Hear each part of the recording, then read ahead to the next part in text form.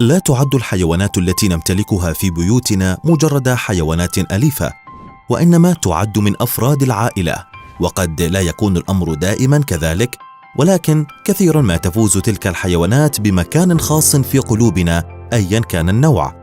فأحيانا ما يكون الأمر أفضل كلما كان الحيوان الذي تقوم بتربيته غير مألوف. وهناك الكثيرون ممن يقومون بإنفاق مبالغ مالية كبيرة مقابل الحصول على حيوان غير معتاد. هل ترغب في معرفة ما هو الحيوان الأليف الأغلى ثمناً على الإطلاق؟ إليكم الحيوانات الأليفة الثماني الأغلى ثمناً في العالم.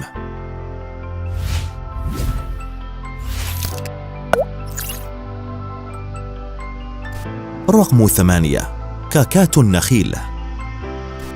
يعيش هذا الطائر في غينيا الجديدة، ويعد من أكثر الطيور ذكاء حول العالم، إذا لم يكن هو الأكثر ذكاء على الإطلاق. هذا بالإضافة إلى أنه من أطول الطيور عمراً، حتى إن عمره قد يصل إلى نصف قرن، وقد يصل ثمنه إلى 18,000 يورو.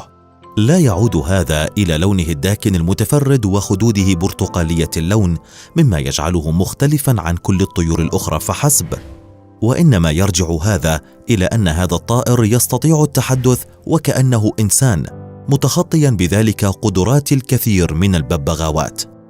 يعد هذا الطائر من الكائنات المفضلة لدى حدائق الحيوان، نظراً لصفاته المتفردة والمثيرة للدهشة التي ذكرناها. ولكن من الأكثر شيوعاً أن تجد هذا الطائر في قصور العديد من أصحاب المليارات، لأنه يستطيع التحاور مع البشر وكأنه إنسان حقيقي. الرقم 7: البيثون الذهبي الأمهق. هل تتخيل ما هي صفات الشخص الذي قد يرغب في تربية ثعبان كحيوان أليف؟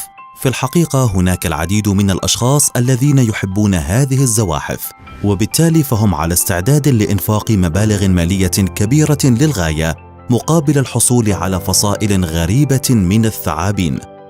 من الأمثلة على ذلك ناجيتي، وهو البيثون الذي تحول إلى الثعبان الأغلى ثمناً في العالم، حيث إن ثمنه قد بلغ 40,000 دولار، ويرجع السبب إلى أنه من الثعابين الأكثر سهولة في ترويضها، كما أنه متفرد بلونه الذي يرجع إلى تحور جيني نادر للغاية.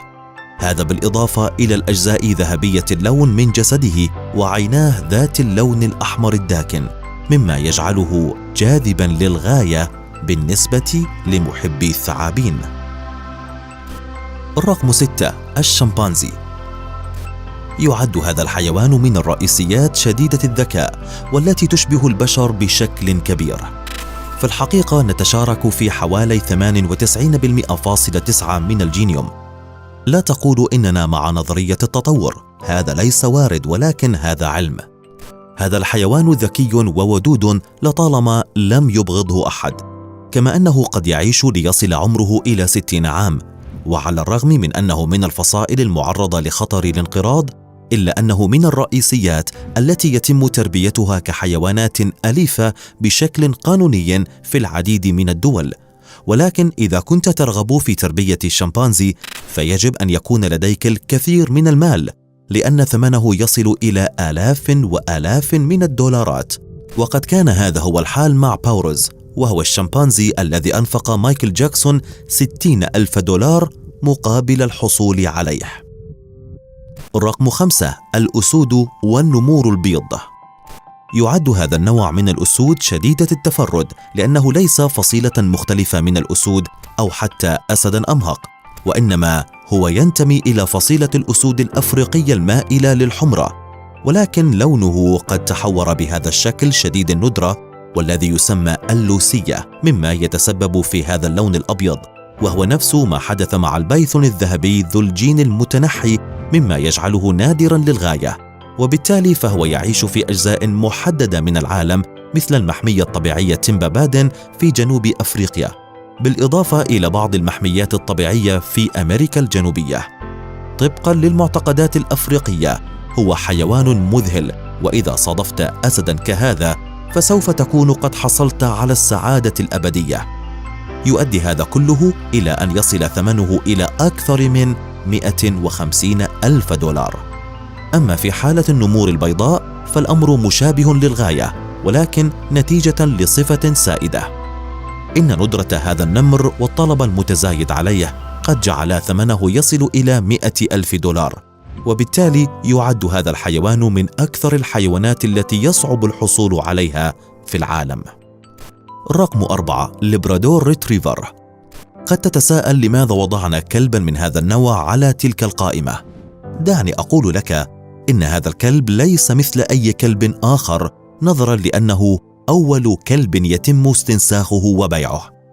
أحيانا ما تكون وفاة صديقك المفضل محزنة للغاية ولا تستطيع أن تتحملها، وهذا هو ما شعر به هذا الثنائي المتقدم في العمر من فلوريدا بعد أن فقد هذا الثنائي كلبهما وهو يبلغ من العمر 11 عاما بعد إصابته بالسرطان.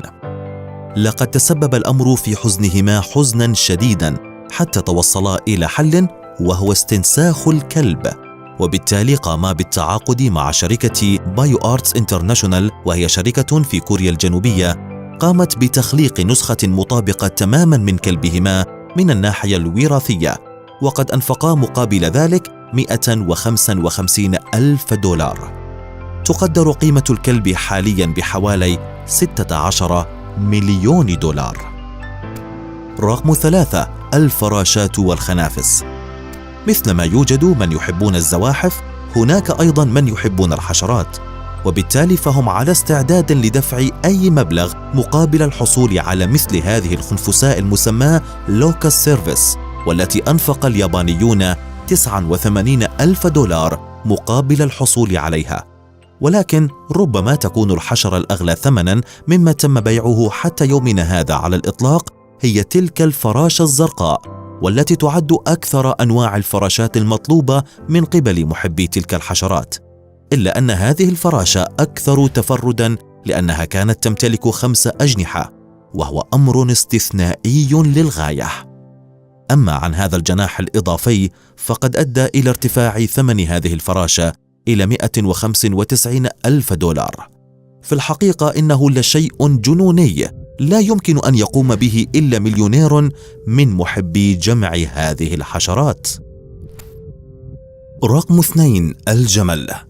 إن الدخل المرتفع الناتج عن بيع النفط وناطحات السحاب أو السيارات لم يجعل العرب يتناسون الرمز الأساسي لماضيهم وهو الجمل، ولكن على عكس ما سبق حيث كان الجمل يتم تقييمه بناء على قوة تحمله وسرعته في العديد من السباقات التي تم تنفيذها في تلك الدول، إلا أن الجمل الآن يتم تقييمه على أساس جمال شكله، وهو شيء غريب للغاية. في 8 أبريل من عام 2008 تم تحطيم رقم قياسي بعدما سجل الجمل مبروك باعتباره الجمل الأجمل شكلا في العالم، كما أنه هو الأغلى ثمنا حتى الآن، حيث قام فرد من أفراد العائلة المالكة بإنفاق 4 مليون يورو مقابل هذا الجمل الذي فاز بالسباق. أما في المركز الثاني فكانت أنثى الجمل ماريا، والتي بيعت مقابل 2.5 مليون دولار. لا تحدث تلك الأشياء إلا في الدول التي تعد من أكثر الدول ثراء في العالم. رقم 1، فوسايشي بيغاسوس. تعد الفروسية من أكثر الأنشطة المدرة للأرباح في العالم، سواء نظرا للسباقات التي تدر الكثير من المال أو بيع الأحصنة، حيث يصل ثمن بعض الأحصنة الأصيلة إلى آلاف بل ملايين من الدولارات. هناك العديد من الأمثلة، منها حصان جرين مانكي الذي بيع في مزاد مقابل 16 مليون دولار، وبالتالي أصبح الخيل الأغلى ثمنا بالعالم مما تم بيعه في مزاد على الإطلاق. ولكن لدى الحديث عن عمليات البيع لا يمكننا أن ننسى الأحصنة الأغلى ثمنا في العالم مثل حصان شريف دانس، والذي اشتراه أمير دبي مقابل 40 مليون دولار. تبدو هذه المبالغ كبيرة للغاية، ولكن انتظر حتى تستمع إلى ثمن الحصان الأغلى ثمنا على الإطلاق، وهو فوسايشي بيغاسوس، والذي يقدر ثمنه بما يعادل 2 من اليخوت الفارهة.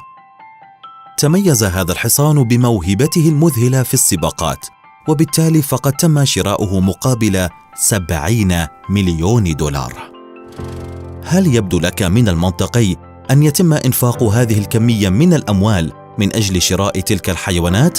أم أن الأمر يبدو لك جنونيا للغاية؟ بالنسبة لي إنه جنوني جدا. إذا أعجبك المقطع قم بالضغط على زر أعجبني، ولا تنسى الاشتراك في القناة وتفعيل جرس الإشعارات ليصلك منا دائما كل ما هو جديد. إلى اللقاء في المقاطع المقبلة من قناة متع ذهنك التي أثق تماما أنكم تحبونها، أليس كذلك؟ حماكم الله وشكرا على المشاهدة. إلى اللقاء.